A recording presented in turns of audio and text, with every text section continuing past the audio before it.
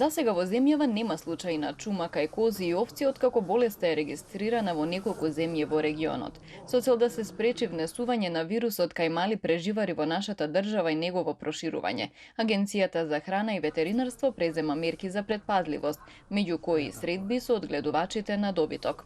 Во Тетово се одржа 7-та работилница на која беше истакнато дека станува збор за вирусно заболување, кое што не се пренесува кај човекот, меѓутоа е опасно по здравјето на животните со висок процент на смртност.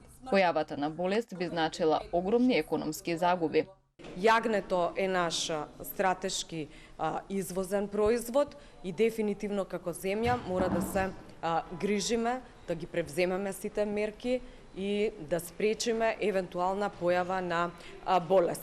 Што би значило појавата на болест? Појавата на болест би значило огромни економски загуби, би значило забрането движење, би значило нештетно одстранување, понатаму ќе се забрани извозот на јагнето како наш стратешки производ.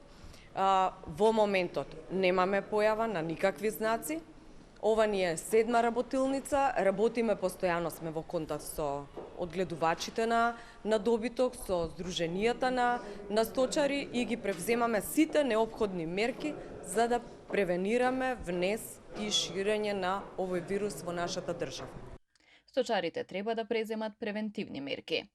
Секој фармер да се грижи своето стадо, да не се меша со останатите стада, доколку има потреба за да се движи стадото или да се движат животните од едно до друго место, мора да има официјален сертификат или официјално едно уверение, мора да имаме легален увоз на жива стока, иако таа жива стока, да кажам овци и кози, кај овие земји кај кои што е појавена болеста, е забранет влез, значи имаме ние решение со кое што се забранува внесот на овци, кози, како и нивни производи од Бугарија, од Романија и од Грција.